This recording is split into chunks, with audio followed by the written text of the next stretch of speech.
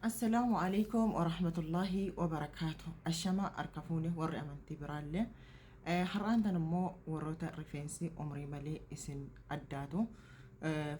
فرماتا قبضين نيادي تنجرا فرمان نيسالي توقو فرتي. ترو سورة جودا ترو سرتي سورة جودا.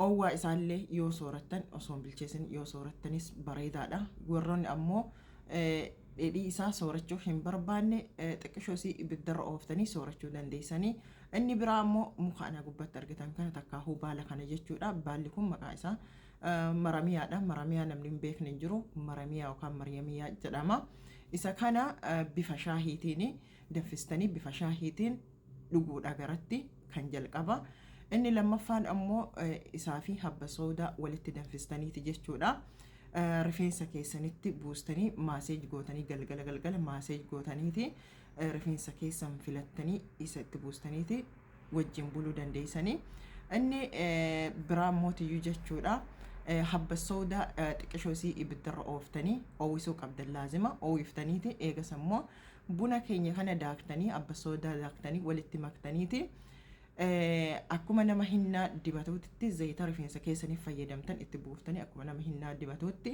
dibattanii akka isinirraa hiyyaane pilaastika itti godhatanii wajjin bultanii ganama ofirraa miicuu dandeessanii shaampooyin yeroo dhiqattan shaampoo rifeensa keessanitti hin heddummeessinaadha xiqqeessa jechuudha.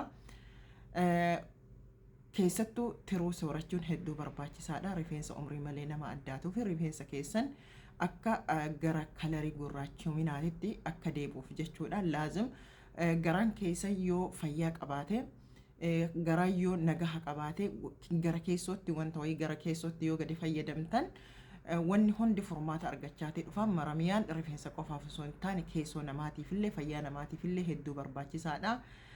Gadaamessa namaa garaacha wantoota garagaraatiif hedduu barbaachisaa hedduu dawoo mallee qaba waan ta'eef itti fayyadama. Fayyaan dhabina koppilinkii godha. Asumaanuu warroonni dawaalee garagaraa barbaadan lakkoofsi kiyya duwwaa 5 duwwaa 9 47 62 46 karaa wasaappiitiin na qunnamuu dandeessanii dawaa barbaachisuun dana biraa argachuu dandeessanii.